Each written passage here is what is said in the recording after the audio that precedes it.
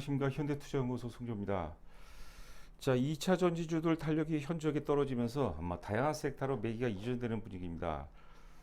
이번 시간은 이제 어제 약속한 대로 2차 전지 상트롤에 대해서 나름 이제 심도 있고 또 단호한 논리를 근거로 진행을 해보도록 하겠고요. 자, 아울러서 과연 이제 2차 전지 다음에 어떤 그 주도주는 무엇일까? 지금 시장 논리대로라면 사실 그 강조한 것처럼 이제 바이오 섹터가 유력해 보이고 또 최근 이제 2차 전지 그 대상투 시점과 또 네이버를 비롯한 플랫폼주들이 이제 바닥에서 강력하게 도약하고 있는데 여하튼 오늘 방송을 통해서 깊게는 아니더라도 일단 그 차기 주도주 논리에 대해서도 점검을 해보도록 하겠습니다. 자, 7월 26일이 굉장히 중요한 시점입니다. 자, 보시는 화면은 이제 주가와 실적과의 상관관계가 되겠는데 2차 전지를 이제 우리가 염두에 두고 이제 설명을 들으시면 좀 편할 것 같아요. 자, 지금 빨간색의 어떤 그 차트 그래프는 이제 그 주가가 되겠고 파란색은 이제 실적이 되겠는데 보통 우리가 주가 지수라는 것 자체가 선행 지표라고 합니다. 주가라는 것은 어떤 그 미래 가치를 이제 선반영하는 과정이라고 봐야 되겠는데 빨간색 이제 그래프를 보시게 되면 주가가 이제 하락세를 보이다가 이제 바닥을 찍고 상승 추세로 전환이 되죠. 그런데 실적은 이제 계속해서 안 좋아지는 거예요. 그러니까 주가는 실적이 계속 안 좋아지는데도 불구하고 앞으로 특정 시점에서 특히 이제 그 바닥 시점에서 이제 그 매도세가 소멸되는 경우가 굉장히 많습니다. 또 투매가 난 이후에 또 저점을 찍고 상승 반전되는 거 있는데 여하튼 간에 실적이 계속 안 좋아지는데도 불구하고 주가가 먼저 바닥을 찍고 올라가요. 그러니까 자, 앞으로 실적이 좋아질 것이라는 그런 기대감이 이제 주가에 먼저 반영이 되는 것이죠. 지금 이제 그 반도체 섹터를 보시면 될 것 같아요. 삼성전자라든가 이제 SK 하이닉스 보면은 지금은 실적이 형편없죠. 그런데 앞으로는 이제 그 실적이 좋아질 것이라는 기대감이 지금 미리 먼저 반영이 되는 그런 과정이고 주가가 계속해서 올라가다 특정 시점에서 이제 고점을 찍고 이제 꺾이죠. 그런데 재밌는 건 뭐냐면 실적은 계속해서 좋아져요. 지금 2차 전지 같은 경우도 이제 2차 전지 같은 경우도 내년에도 좋고 후년에도 좋고 그 이후에도 굉장히 좋아질 겁니다. 그런데 주가는 이미 이 최고점에서 지금 2차 전지를 예를 들자면 앞으로 이제 3년, 짧게는 3년 혹은 이제 길게는 5년, 7년 후에도 굉장히 좋을 것이라는 그런 것조차도 미리 주가의 선 반영해서 먼저 고점을 찍고 꺾이는 거죠. 지금 여러분들 앱코 프로 같은 경우가 퍼죠. 주가 순이익 비율이 지금 890배예요. 이거 말도 안 되는 거죠. 우리가 보통 이제 퍼 하면은 한 10배 정도라면 10배 정도면 좀 그래도 적당하고 좀 저평가돼 있다고 하고 한 20배 정도는 매기면 되는데 20배가 아니라 890배. 말도 안 되는 영역이죠. 에코프로를 기준으로 만약에 지금 미래 가치를 환산한다면 한 10년 정도 후에 어떤 미래 가치를 미리 지금 현재 주가에 반영하는 그런 어떤 그 과정이 아닌가 이렇게 생각이 되고 있습니다. 에코프로 비행 같은 경우가 퍼가 지금 173배, 포스코 퓨처엠 같은 경우가 이제 340배가 나옵니다. 이거 말도 안 되는 거죠. 그러니까 지금 그 주식을 매매하겠다 그런 것들은 물론 이제 그 트레이딩 관점이라든가 혹은 스캘핑 영역에서는 가능하겠으나 투자 관점에서 지금 2차 전지를 사는 것은 제가 보기에는 주가가 좀 더 오른다 하더라도 굉장히 어리석은 그런 어떤 그 결정이 아닌가 참고해 보시기 바라고요. 자, 지금 이제 보시는 화면은 이제 위에 차트가 이제 에코프로 BM이 되겠고 지금 이제 설명하기가 지금 차트로 설명하기가 좀 그래도 용이하기 때문에 에코프로 BM을 제가 선정을 했고요. 아래 차트는 이제 네이버가 되겠습니다. 네이버. 자, 7월 26일이 굉장히 중요하죠. 7월 26일 날 에코프로 BM이 장중 최고점이 58만 원을 찍습니다. 그런데 동시에 네이버가 급등 직전이죠. 그리고 여러분들 이 7월 26일이 왜 중요하냐면 7월 26일 날 에코프로 BM을 비롯해서 2차 전지 대부분이 초강세였어요. 장중에. 그런데 나머지 종목 같은 경우는 개별 중소형주를 포함해서 거의 대부분 종목이 거의 투매성이 나왔습니다. 그러니까 7월 26일 날 저점을 찍은 종목이 굉장히 많습니다. 그러니까 우리가 이제 약간 시각을 좀 달리한다면 앞으로 이후 장세는 사실 많은 좀 기회가 있지 않을까 이렇게 이제 보여주고 있어요. 자, 시소의 원리라는 거죠. 시소라든가 여러분들 그 시소 타보셨죠? 시소라든가 혹은 널뛰기 원리가 뭐냐면 한쪽이 오르기 위해서는 반드시 반대쪽에 빠져줘야 됩니다. 그동안 장세가 사실 그 지수는 무리가 없어요. 왜냐하면 이제 아시다시피 2차 전지 섹터가 사실 시가총액 비중이 크기 때문에 특히 코스닥 같은 경우는 그러니까 2차 전지들이 계속해서 랠리를 전개가 되니까 코스피도 사상 최고치를 경신했죠. 그런데 하락 종목 수가 압도적으로 많았습니다. 반대로 2차 전지가 조정을 보인다면 다양한 2차 전지에 쏠렸던 그런 매기가 다양한 섹터로 이전되면서 상당히 어떤 그 좋은 어떤 시장 흐름이 예상이 된다. 등락 종목수로 따지자면 우리가 투자 심리를 따질 때 상승 종목수가 많아야지만 사실 투자 심리가 좋은 거죠. 자, 그렇게 이제 보시면 될 것 같습니다. 그러니까 이제 네이버 같은 경우도 우리가 2차 전지 다음에 어떤 그 차기 주도주 어떤 관점으로 접근을 해볼 필요가 있지 않을까.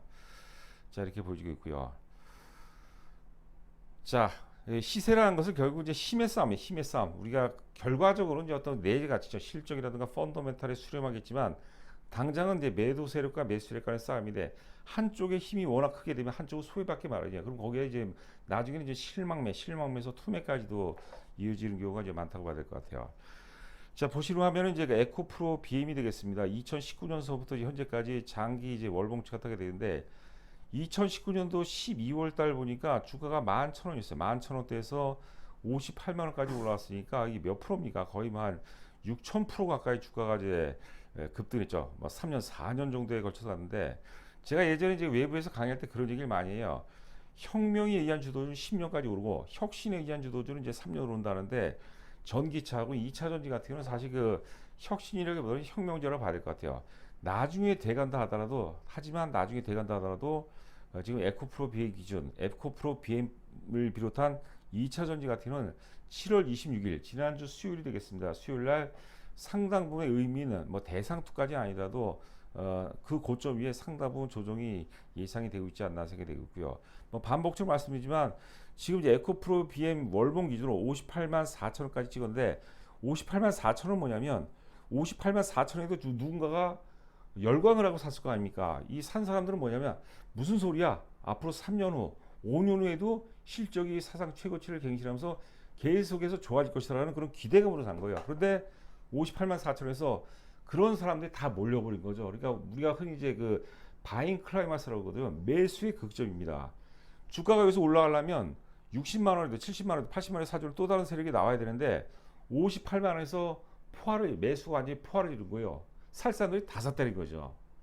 그렇기 때문에 이제 철저히 힘의 논리 혹은 수급의 논리에 의해서 뭐 상당 부분 이제 7월 26일 고점 이후부터 상당 부분 주가 조정 가능성이 높아지지 않을까. 다른 종목에는 이제 상당한 기회가 될 수 있다 이렇게 보시면 될 것 같아요. 자, 지금 이제 보시는 화면은 4개 화면입니다. 좌상단이 에코프로, 그다음에 오른쪽이 우상단이 이제 그 에코프로 BM, 좌하단이 이제 포스코 퓨처 M, 그다음에 이제 우하단이 그 LNF가 되게 되는데요. 영업이익 보시게 되면 굉장히 좋죠. 2021년도 이제 860억에서 6,600억, 그다음에 올해 예상력이 1조를 돌파한다면 1조. 굉장히 강렬하죠. 그런데 더 재미있는 것은 2024년도에 1조 6천억이에요.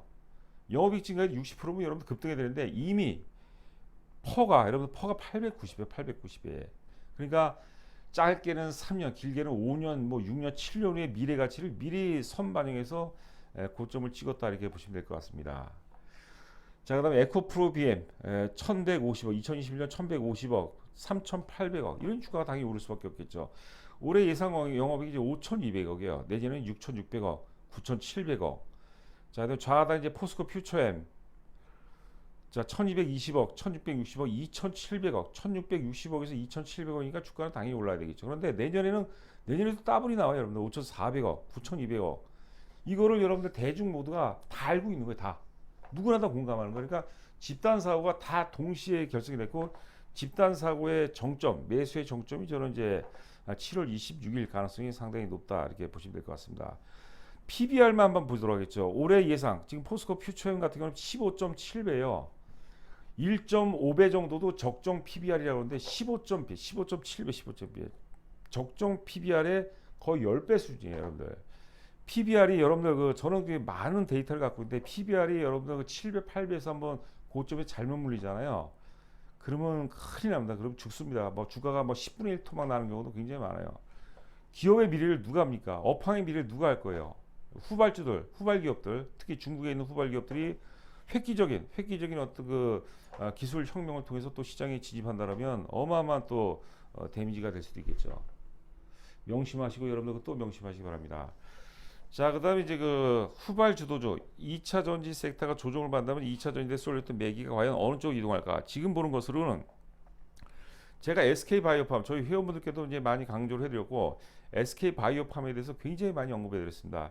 하나 좀 아쉬운 것은 저희가 사실 그 삼성 엔지니어를 매도하고 삼성 엔지니어링 후속주로 선택한 게 사실 유한양행인데 유한양행이 말씀 얘기를 회원분들께 우리가 얘기하고 그 다음날 이제 그 추천 보고서를 쓰겠다는데 그날 주가가 뭐 폭등을 해버렸어요. 그 놓친 게 아까운데 유한양행 같은 경우도 이제 급등하고 7월 26일 눌림목 최저점이 왔습니다. 여하튼간에 이제 바이오가 유리하죠.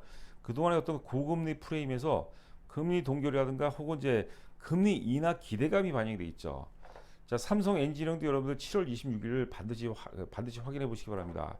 투매가 나오면서 완전히 주가 바닥을 확인했죠. 그리고 그 다음 날 7월 27일이 되겠죠. 목요일 날 주가가 굉장히 강세를 보였고요.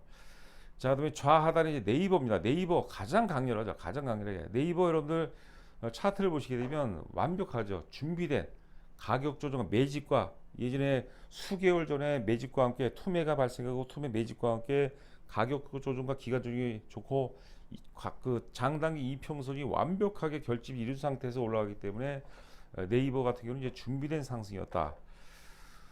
자, 그다음에 우하단에 이제 카카오인데 그 기타 예를 들어서 기타 이제 그 삼성 SDS도 우리가 연초에 교제를 통해서 2023년을 빛낼 하반기 유망주로 저희가 삼성 SDS를 저희가 이제 추천한 적이 있었거든요. 삼성 SDS도 단기적으로 굉장히 강렬하게 올랐는데 눌림목이 나오면 더 사볼 만하겠고 예를 들어서 뭐 개별주 중에서 동아약품 같은 게 보세요. 동아약품도 7월 26일에 투매가 났어요. 역시 투매가 났는데 장중 저점이 9,150원까지 빠졌어요. 9,150원까지. 그때가 절대 바닥이 된 거죠. 주가란 것은 여러분들 바닥만 알면 사실 게임 끝이 되는 거죠. 자, 명심하시기 바랍니다. 자, 하여튼 저 회원 모집 관련해서 최근에 이제 회원 가입이 다소 좀 뜸한데 사실 지나고 나서 뭐 이럴 때 회원 가입하는 게 훨씬 더 운신의 폭이 넓고 대접도 잘 받고 또 종목을 선택할 수 있는 기준이 굉장히 다양해요. 뭐 여하튼간에 여러분들께서 가입하시게 되면은 뭐 빈말이 아니라 가입하시게 되면 뭐 나름대로 제가 일방적으로 말씀드린 게 아니라 납득을 할 수 있도록 제가 논리를 말씀드린 거죠. 어려운 얘기 아닙니다. 어려운 거는 저도 모르고 하여튼 납득할 만하게 제가 논리를 말씀드려서 어떤 최적의 포트폴리오. 그 주식 아주 잘하시는 분들은 한 3종목이 좋습니다. 그리고 초보 같은 경우는 이제 4종목에서 5종목 정도가 좋은 것 같아요. 그래서 그 종목 수에 맞게 포트폴리오 구성해 드리도록 하겠습니다. 입금하시고 입금자 성명과 함께 지금 보유 종목 그다음 수량을 보내주시면 제가 이제 그 진단하고 일단 연락을 드리도록 하겠습니다. 자, 남은 시간도 건승하시 바라고 저는 또 다음 방송에서 여러분들 찾아뵙도록 하겠습니다. 감사합니다.